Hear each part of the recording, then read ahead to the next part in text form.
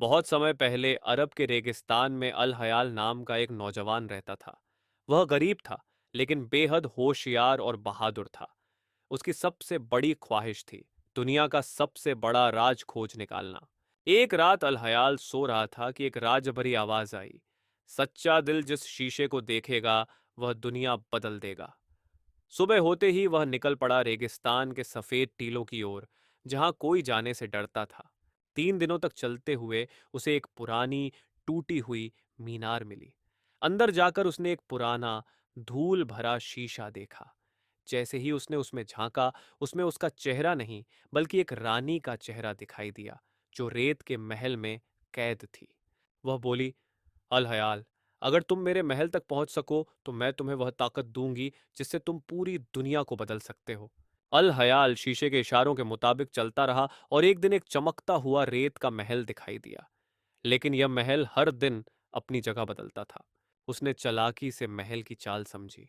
यह हर रात चांद की रोशनी में वहीं रुकता था जहां उसकी छाया सबसे लंबी होती। अल हयाल ने चांद का पीछा करते हुए आखिर महल में दाखिल हो गया। महल के अंदर एक राक्षस मिला जो रानी का पहरेदार था। उसने कहा, अगर तुम 3 सवालों का जवाब दे सके तो रानी आजाद होगी, वरना तुम हमेशा के लिए रेत बन जाओगे। वह क्या है जो बांटने से बढ़ता है? प्यार, अलहयाल ने जवाब दिया।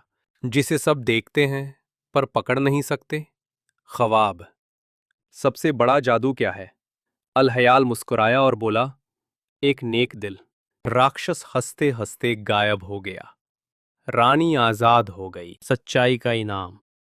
रानी असल में रेगिस्तान की रानी जहरा थी, जिस पर एक बद्दुआ थी। अल हयाल ने न सिर्फ बद्दुआ को तोड़ा, बल्कि उसे दोबारा उसका राज्य भी दिलाया।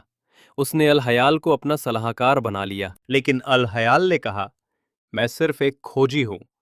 मेरा काम है राज की तलाश करना, राजगद्दी का नहीं। और वो फिर एक सफर पर निकल पड़ा। सबक। राज और सच्चाई की खोज करने वाले को दुनिया खुद रास्ता दिखाती है। और ऐसी कहानियों के लिए चैनल को लाइक और सब्सक्राइब करें।